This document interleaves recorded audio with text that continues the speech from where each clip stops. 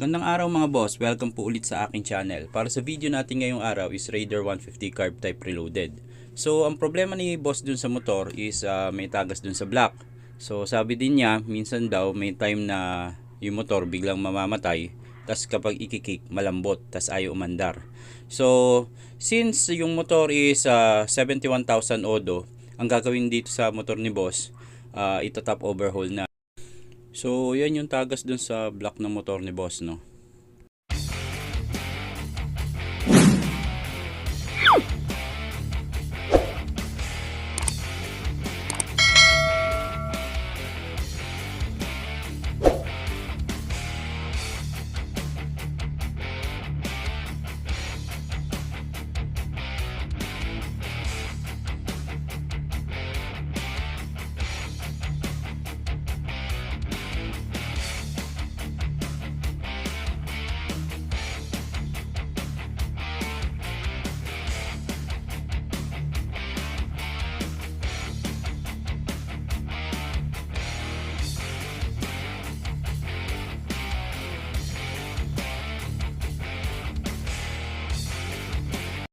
So yung chain guide ng motor ni boss, no, biyak na. So kasama sa papalitan niya pati yung timing chain.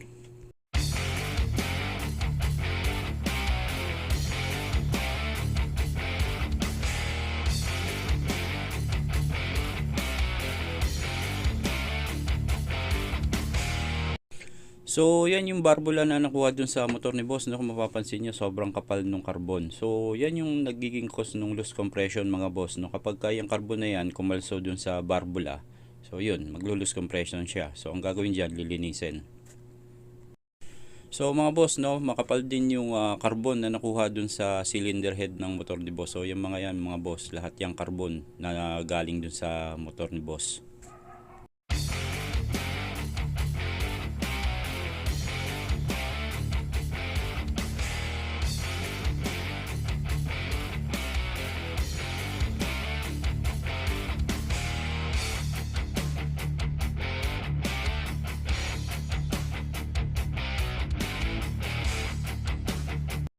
So sunod naman na ginawa mga boss, no, naghasa ng barbula.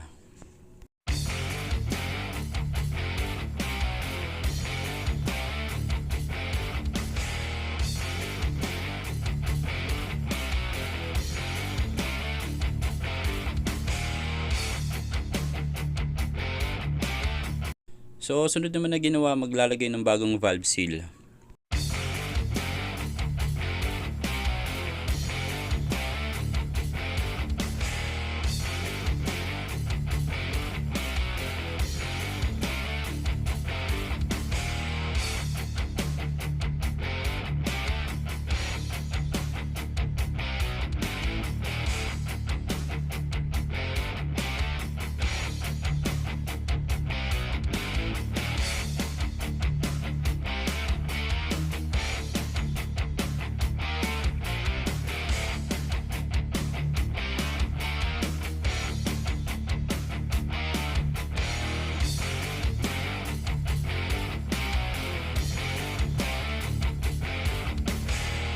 So sunod naman na ginawa, naglagay ng bagong piston set, no, pati mga gasket. So lahat ng gasket mga boss papalitan din 'yon.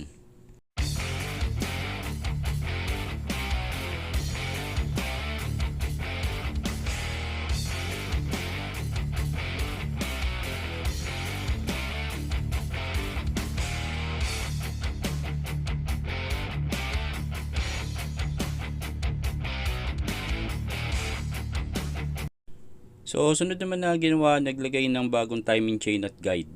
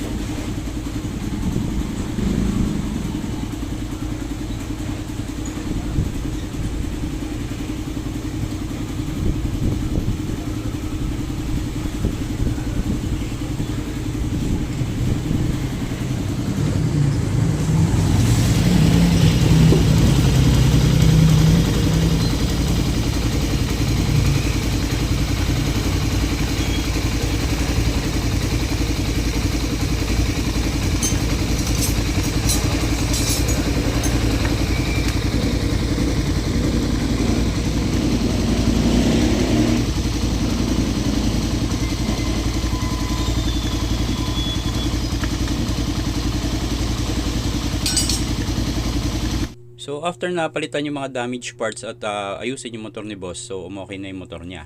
Para dun sa mga gusto magpa-check ng motor nila, pwede nyo kaming bisitahin dito sa shop. Mas okay din kung mag-chat muna kayo bago kayo pumunta para at least ma-schedule natin yung motor nyo. Salamat mga boss.